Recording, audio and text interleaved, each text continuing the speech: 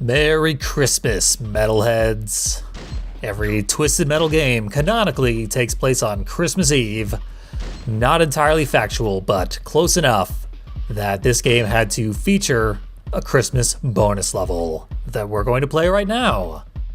Due to a lack of particularly Christmassy vehicles, I've selected Warthog for the assignment. He likes the military, same as ever. Unlike his usual incarnations though, very low armor, very high acceleration, top speed, handling. Very, very strange in that way. But we'll worry about the enemies for now. Warthog, temporarily, is not an enemy. This level takes place in a family living room on the midnight before Christmas Day, and Santa is not performing his duties adequately. He managed to get the presents in here though. Let's open them early. Looks like we got big gobs of Oreo stuff wrapped in boxes or something like that. Not exactly what I wished for, but not coal either, so we did something right, just not enough. Santa also did not take his milk and cookies. We'll have to punish him for that. For now though, since we opened the presents, might as well wipe out the tree. We don't need it anymore, it has served its purpose. It builds a bridge onto the fireplace. There are a very limited number of pickups in this level, and many of them are terrible, so we want access to as many of them as we can possibly get. And this insurmountable small part of the fireplace will prevent us from getting what we need. Only very briefly though. This train, however, is a health pickup delivery service. Unfortunately, we got Twister here. That was by my own hand. I chose all the enemies. And I figured we had to see Twister a little more. I regret that decision. Grabbed me and prevented me from getting the health refill when I desperately needed it. This made it very clear to me that the herd needs to be thinned before we do any more exploration. Our vehicle is very fragile. Low armor is one of the worst things you can have in this game.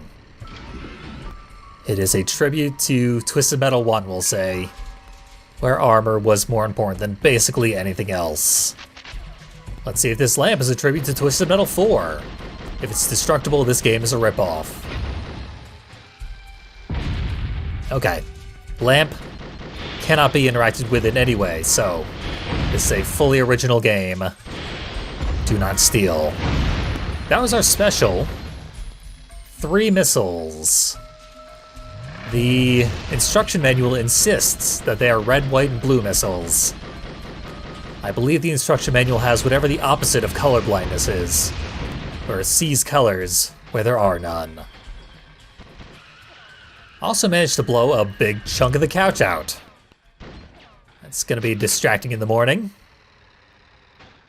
A single bullet, or bumping into it at all, takes that area of the couch completely out, which serves no purpose. You can get back here just the same either way. It just looks cool for a couple of seconds. Behind the couch you can find a pair of underwear and a sock. Who needs Christmas when you've got those presents waiting for you?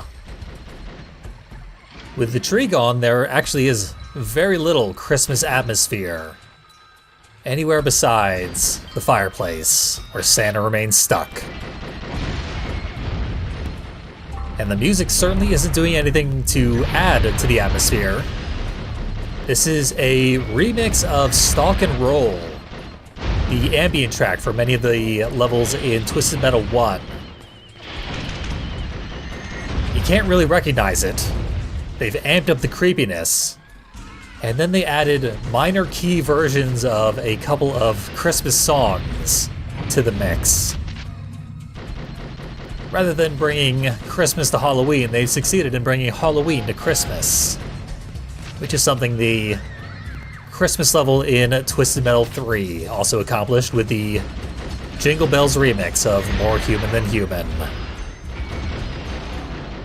But before I get to bask in permanent Halloween goodness, I'm gonna have to buckle down and kill these remaining enemies, because I am on my last life and there's a lot of enemies remaining.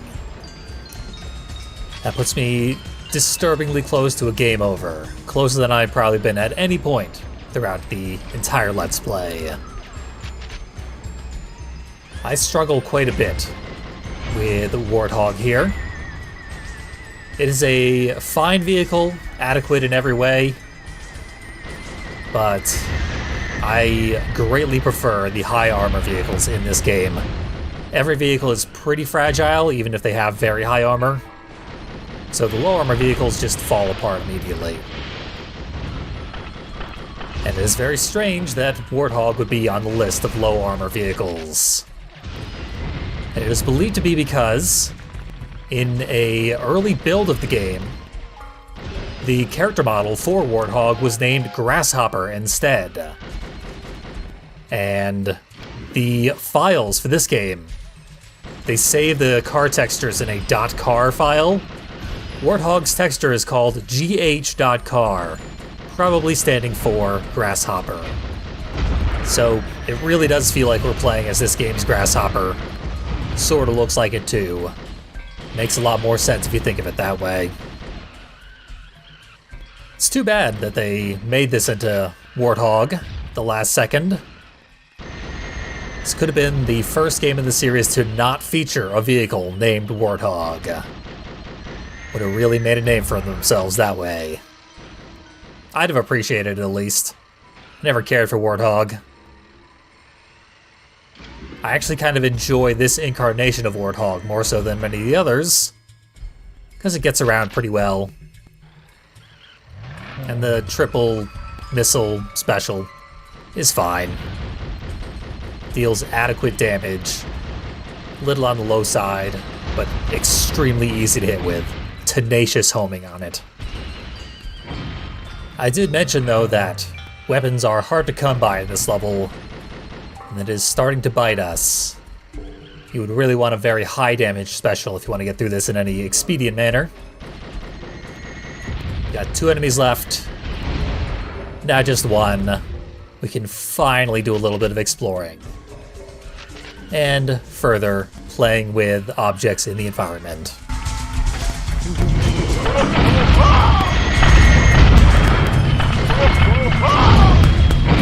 Well, did my best to dislodge Santa, even getting him kicking wildly in terror. He seems to still be stuck. Ah well. Gonna miss the rest of his deliveries. That's not all though. We opened the main presents. We've collected numerous additional presents from the train. But there are more presents. We've even spotted them hanging there from the edge of the fireplace, the mantle. And we don't have much level left, so let's try and open those now.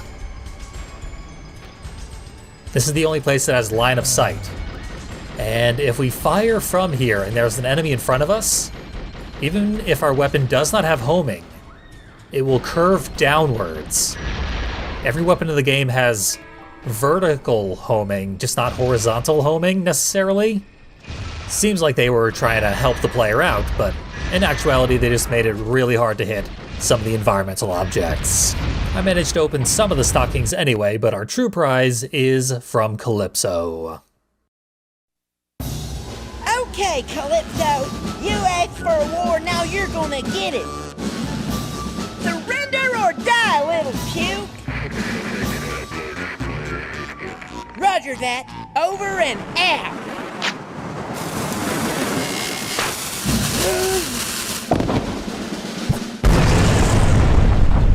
Take that.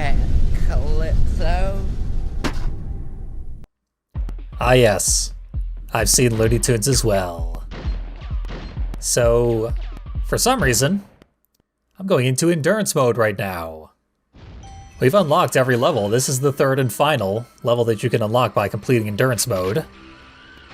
So, what on earth am I doing? Well, I was hinting at it at the very end of the main playthrough. We need to break the stockings. But if you do it in challenge mode, it doesn't work. You have to do it specifically in endurance mode. Now, it is the arrival of a brand new vehicle. There we go. We've seen this vehicle very briefly. It is Mime. Now, let's demonstrate what Mime is all about.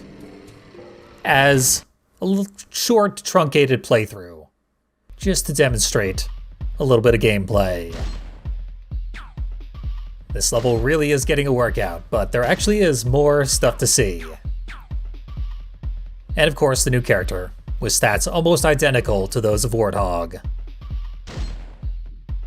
It's a young actress who enjoys mimicry, for the sake of being obnoxious. Now, that's a clue as to how this vehicle works, on practical terms.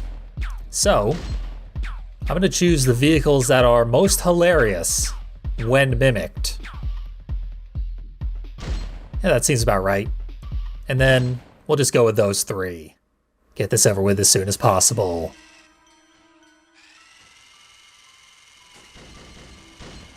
Lots of unique sound effects for Mime. This little thing sounds even more like an RC car than the rest. Now, when we select our special, it transforms into the special of the nearest enemy. So, despite not having the backloader scoop, we can still grab Slam, give him a taste of his own medicine. We can do any of these specials in the game, provided the enemy that actually wields that special normally is in the vicinity.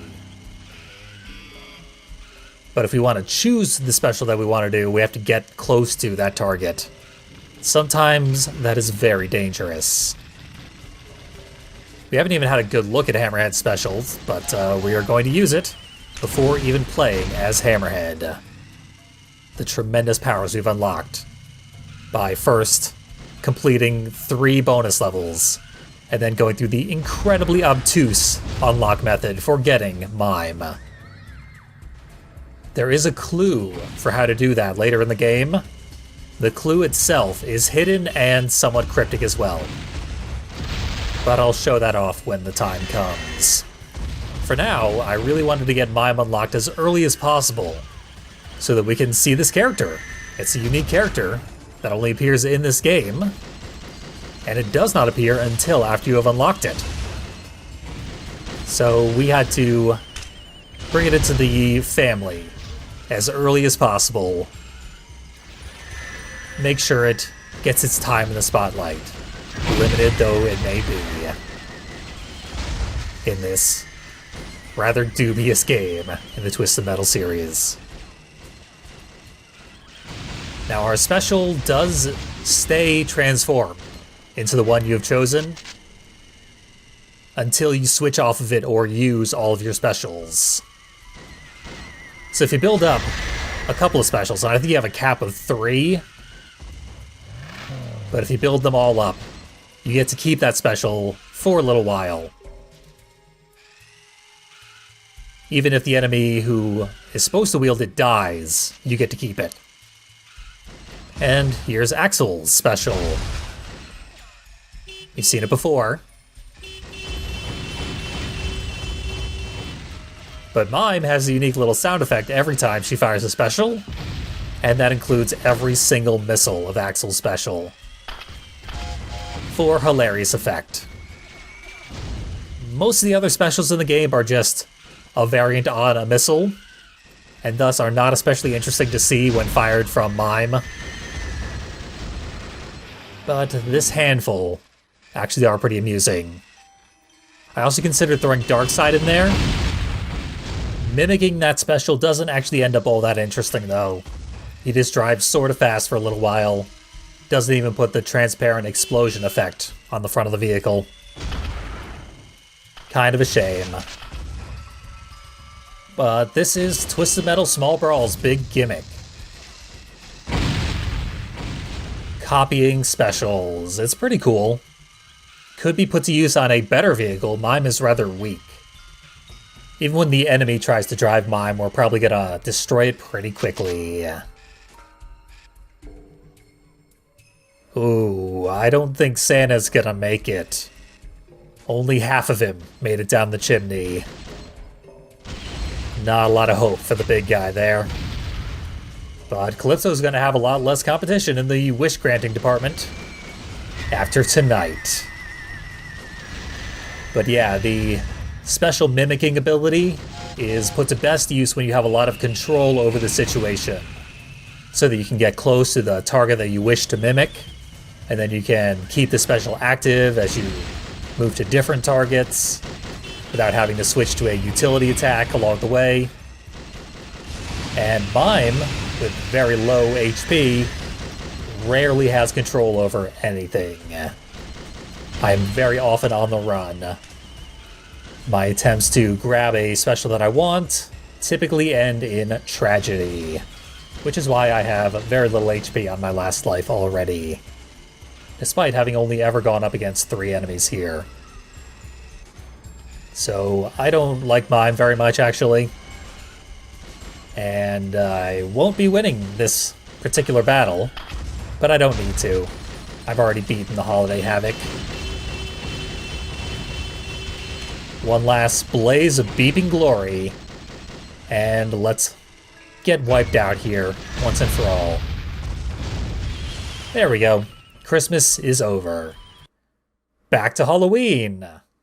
Both of the vehicles we saw this time were a bit underwhelming, and that was probably the worst ending we've seen yet in the game. But I did think the level was pretty cool, at least. I mean, it better be for how hard it was to unlock. And with that, we are done with bonus levels and bonus characters. But don't worry, Small Brawl still has plenty of tricks and treats to deliver.